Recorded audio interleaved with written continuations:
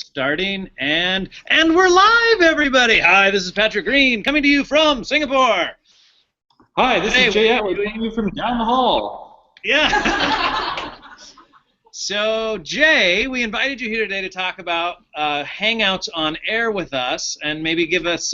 Actually, first, would you mind telling us a little bit about why, or some of the kind of the technical aspects of Hangouts on air? Okay, Hangouts on Air is a core feature now, I think, within the Google Apps for education. So that's pretty cool. But basically what it does is it allows you to have a video conversation or a video chat, and it records what you're doing, and it automatically publishes it to YouTube. So you don't have to worry about downloading and uploading and editing. If you just want to kind of quickly get a video up and have it archived automatically, you can use Hangouts on Air. You can also have up to, I can't remember if it was 8 or 15 heads across the bottom and participants that are talking to each other, and do it using other things. Like there's a whole bunch of features built into it with screen sharing and Q&A sessions and a whole bunch of features like that come in as well. Cool. And Jay, can you tell us if you've seen anybody using Hangouts on air in the classroom in interesting ways that might be good for us to inspire us? Yes, one is that you can do these funny crowns. So this is really, I'm not going to talk about that. But you can do things like that. Actually, we have a social studies teacher that was using it, having his kids do some role play, and each one kind of acted out as different. They had different roles within a historical situation. The kids would record it. They could do it at home in the evening, and then they just submit the YouTube link to their teacher.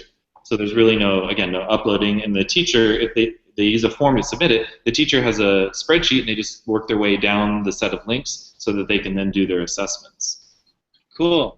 One other technical question. When I hit stop broadcast here, can you just walk us through what's going to happen? Yep. So actually, can I start a little bit before that? When you start broadcast, one thing that you didn't see but was happening in the background, while it says preparing, it actually puts a little bumper, like a little intro slide that says like Hangouts on Air, and it's generating that before you start. So it's kind of advertising, but it puts it right there. Then when you stop, the little live button or the live indicator in the top of the screen will go away, and it will start to process. It'll take a few seconds for it, but a little pop-up will come up, a little message. I think it's across the top still, and it gives you that link to the YouTube URL.